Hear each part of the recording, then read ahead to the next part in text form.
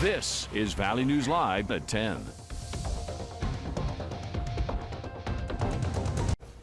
Good evening. Thanks for joining us. I'm Nishay Taylor. Tonight, a 46-year-old Minnesota man is recovering from his injuries following a motorcycle crash in Becker County. A Minnesota State Patrol report says this afternoon, John Warren of Bluffton was riding his motorcycle on Highway 113 near Dr. Wallace Road in Forest Township. That's about 25 miles from Park Rapids. Authorities say Warren lost control of the motorcycle and then ran into a ditch. His injuries are not life-threatening.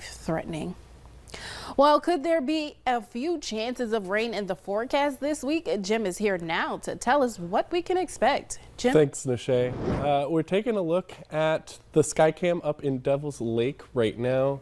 There's not much to look at. It's dark, but even if there was some sun still, there wouldn't be much to look at there either. There's not much on our radar right now at all. So we're just going to move on right past that and look at our temperatures. Temperatures right now in the area, we're hovering in the 60s for most of us. There's a couple 70s here and there, 70 down in Fergus Falls, 73 up in Devil's Lake where we just were on that Skycam. And here in Fargo, it is 69 degrees. For tonight, temperatures will be pretty calm. In the mid to low 60s. We'll be in Fargo.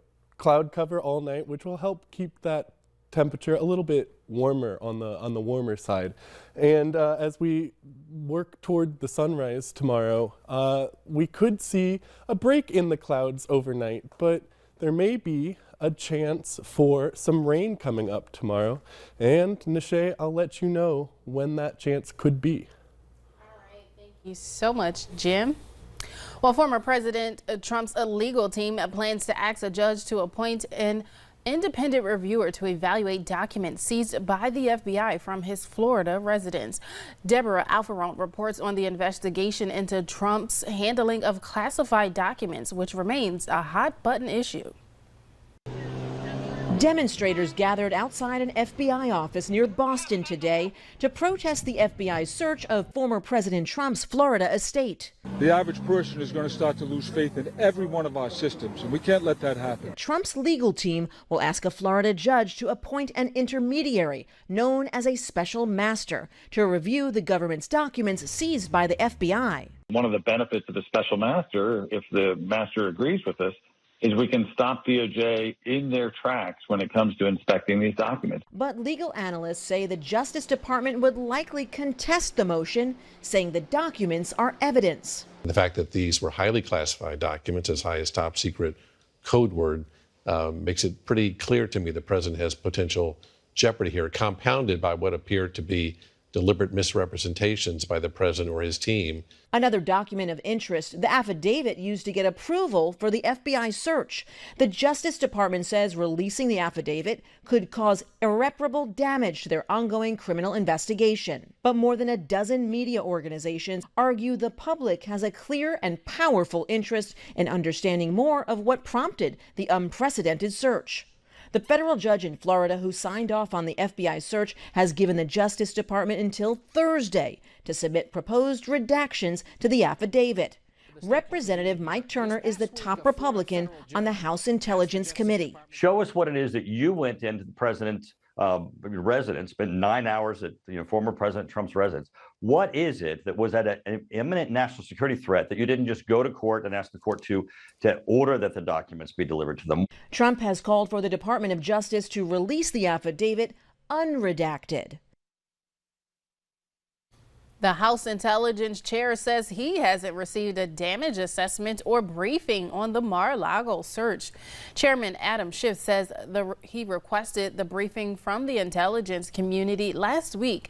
This comes as more information has been released about the investigation that led to the FBI's search at Mar-a-Lago.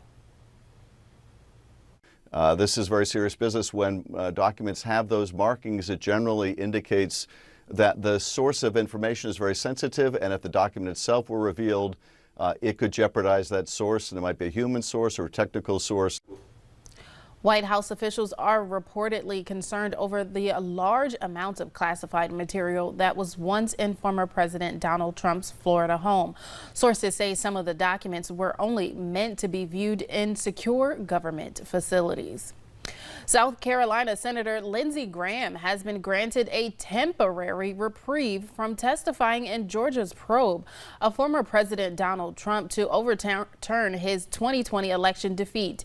An Atlanta-based U.S. appeals court has put on hold the Republican senator's testimony before a Georgia grand jury, which was scheduled for Tuesday. The case will now return to a lower court for further review on Monday. A federal judge rejected Graham's challenge to challenge the subpoena to testify. Graham argued that his position as a United States senator provided him immunity from having to appear before the investigative panel.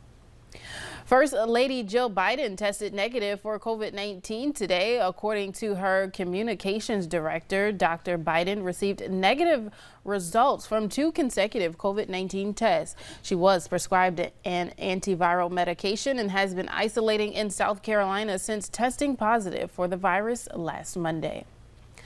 As students head back to school, the North Dakota Department of Transportation wants them to keep safety front and center. The North Dakota Department of Transportation is supplementing students' education by placing impaired driving simulators in schools. DOT says 35% of fatalities in North Dakota involve alcohol. They've created an interactive vehicle called Sydney, or Simulate Impaired Driving Experience, to show the effects driving impaired can have. While participating, a driver and a passenger will experience and feel delayed steering, braking, and acceleration of an impaired driver. There are 2 Sydneys in North Dakota so far, and they can be used to educate young drivers as well as adults. Last week, a family having vehicle trouble got some help from the North Dakota Highway Patrol and the Stutsman County Sheriff's Office.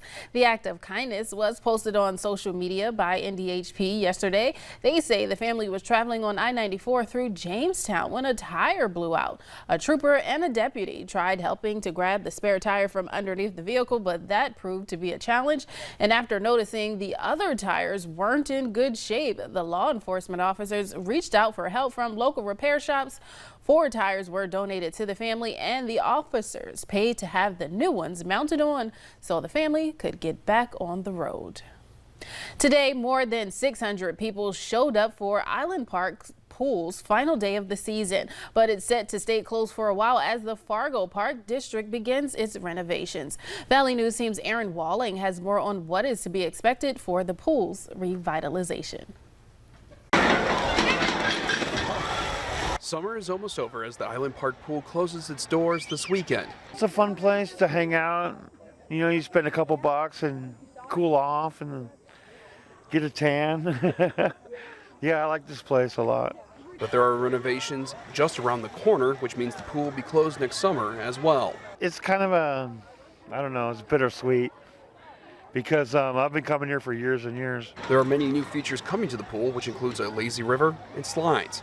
Dave Leaker, the executive director of the Fargo Parks District, says this will be the 3rd edition of the pool at the park, with construction set for March. I think it's just going to add another chapter. It's been really cool to be part of Island Park. It's kind of on the edge of downtown, and while it's a neighborhood park to the people in the community here, it's also a community park for, you know, all the residents of Fargo and the surrounding area.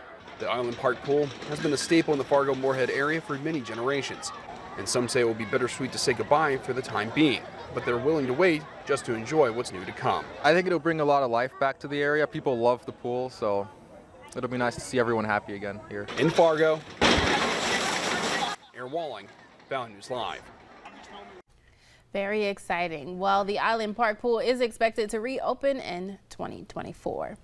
Teams from Jamestown and Valley City made their way to West Fargo to participate in a Special Olympics competition. Organizers say the pandemic has impacted their competitions for the past 2 years, so he's grateful for its return. With the pandemic over the last couple of years, things have been really limited. So it's fun to get back to everybody coming over together and having competition. While preps are underway as the teams are set to head to state competitions. Well, what's the most common answer as to why people say they won't switch to an electric vehicle? We'll have that answer later on Valley News Live at 10. And temperatures today across the region, we're on a tad higher than average for this time of year. Normally we should be about 80. A little cooler in Lakes Country, but we have a chance for some rain coming up. That will cool things off. I'll let you know when that is coming up.